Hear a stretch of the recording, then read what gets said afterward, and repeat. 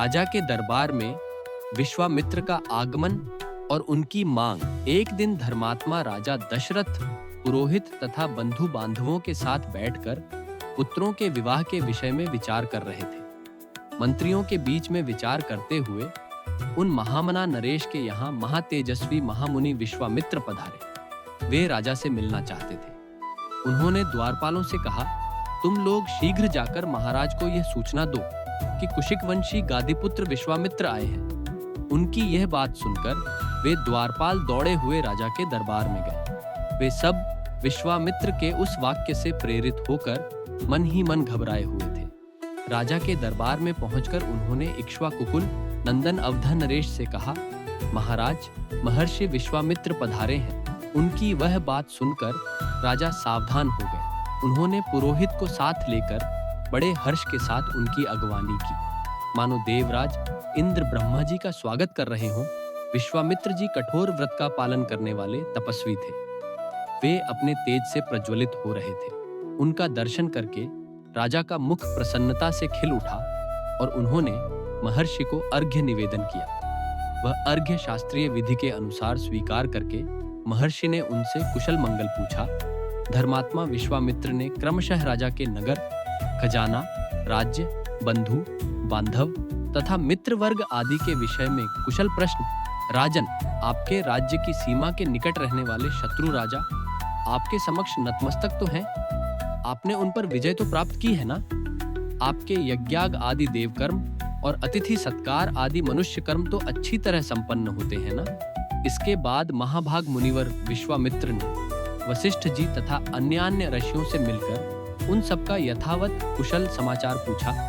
फिर वे सब लोग प्रसन्न चित्त होकर राजा के दरबार में गए और उनके द्वारा पूजित हो यथायोग्य आसनों पर बैठे। तदनंतर प्रसन्न चित्त परम उदार राजा दशरथ ने पुलकित होकर महामुनि विश्वामित्र की प्रशंसा करते हुए कहा, महामुने, जैसे किसी मरणधर्मा मनुष्य को अमृत की प्राप्ति हो जाए, निर्जल प्रदेश में पानी बरस जाए, किसी संतानहीन को अपने अनुरूप पंथी के गर्भ से पुत्र प्राप्त हो जाए, खोई हुई निधि मिल जाए तथा किसी महान उत्सव से हर्ष का उदय हो, उसी प्रकार आपका यहाँ शुभागमन हुआ है, ऐसा मैं मानता हूँ।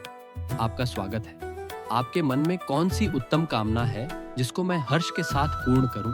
ब्राह्मण, आप मुझसे सब प्रकार की सेवा लेने योग्य उत्तम पात्र हैं। महानद, मेरा अहोभाग्य है जो आपने यहाँ तक पधारने का कष्ट उठाया। आज मेरा जन्म सफल और जीवन धन्य हो गया। प्रभु, आपके दर्शन से आज मेरा घर तीर्थ हो गया। मैं अपने आप को पुण्य क्षेत्रों की यात्रा करके आया हुआ मानता हूँ। बताइए, आप क्या चाहते हैं? आपके शुभागमन का शुभ उद्देश्य क्या है?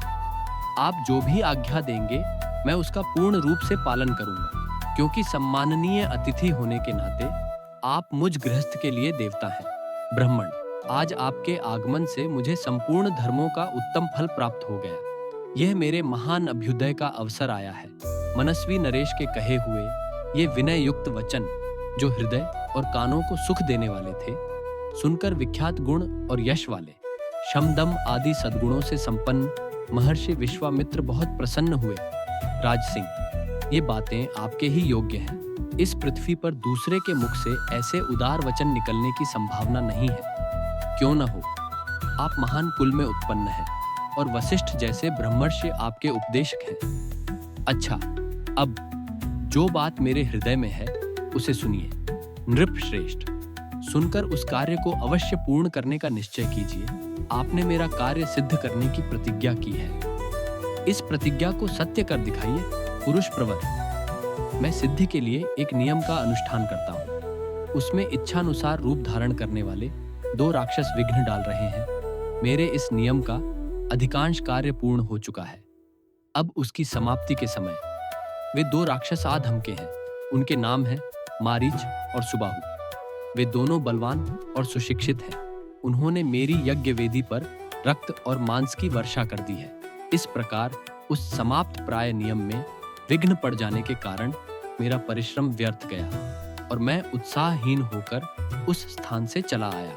पृथ्वीनाथ, उनके ऊपर अपने क्रोध का प्रयोग करूं, उन्हें शाप दे दूं, ऐसा विचार मेरे मन में नहीं आता है, क्योंकि वह नियम ही ऐसा है। जिसको आरंभ कर देने पर किसी को शाप नहीं दिया जाता। अतः नृपश्रेष्ठ, आप अपने काकपच्छधारी, सत्य पराक्रमी, शूरवीर ज्येष्ठ पुत्र श्री राम को मुझे दे दें। ये मुझसे सुरक्षित रहकर अपने दिव्य तेज से उन विघ्नकारी राक्षसों का नाश करने में समर्थ है। मैं इन्हें अनेक प्रकार का श्रेय प्रदान करूंगा। इसमें संशय नहीं है, उस श्रेय को पाकर ये तीनों लोकों में विख्यात होंगे। श्री राम के सामने आकर वे दोनों राक्षस किसी तरह ठहर नहीं सकते। इन रघुनंदन के सिवा दूसरा कोई पुरुष उन राक्षसों को मारने का साहस नहीं कर सकता। भूपाल, आप पुत्र विषयक स्नेह को सामने न लाइए। मैं आपसे प्रतिज्ञा पूर्वक कहता हूं कि उन दोनों राक्षसों को इनके हाथ से मरा हुआ ही समझिए। सत्य पराक्रमी श्री राम क्या है, यह मैं जानता हूं। महातेजस्वी वशिष्ठ जी तथा ये अन्य तपस्वी भी जानते हैं। ककुत्स्थ नंदन, यदि वशिष्ठ आदि आपके सभी मंत्री आपको अनुमति दें तो आप श्री राम को मेरे साथ विदा कर दीजिए। मुझे राम को ले जाना अभीष्ट है। ये भी बड़े होने के कारण अब आसक्ति रहित हो गए हैं। अतः आप यज्ञ के अवशिष्ट 10 दिनों के लिए अपने पुत्र कमलनयन श्री राम को मुझे दे दीजिए। रघुनंदन, आप ऐसा कीजिए जिससे मेरे यज्ञ का समय व्यतीत न हो जाए। आपका कल्याण हो। आप अपने मन को शोक और चिंता में न डालिए। विश्वामित्र का यह शुभ वचन सुनकर महाराज दशरथ को पुत्र वियोग की आशंका से महान दुख हुआ। वे उससे पीड़ित हो सहसा कांप उठे और बेहोश हो गए। थोड़ी देर बाद जब उन्हें होश हुआ तब वे भयभीत हो विषाद करने लगे। विश्वामित्र मुनि का वचन राजा के हृदय और मन को विदीर्ण करने वाला था। विश्वामित्र जी का वचन सुनकर नृपश्रेष्ठ दशरथ 2 घड़ी के लिए संध्या शून्य से हो गए। फिर सचेत होकर इस प्रकार बोले, महर्षि, मेरा कमलनयन राम अभी पूरे 16 वर्ष का भी नहीं हुआ है।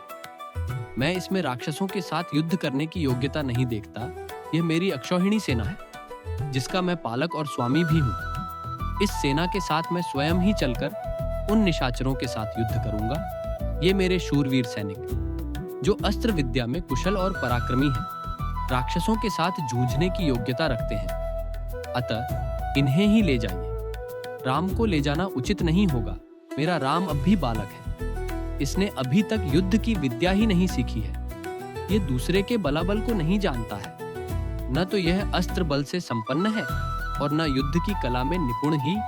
मारीच और सुबाहु सुप्रसिद्ध दैत्य सुंद और उपसुंद के पुत्र हैं। वे दोनों युद्ध में यमराज के समान हैं।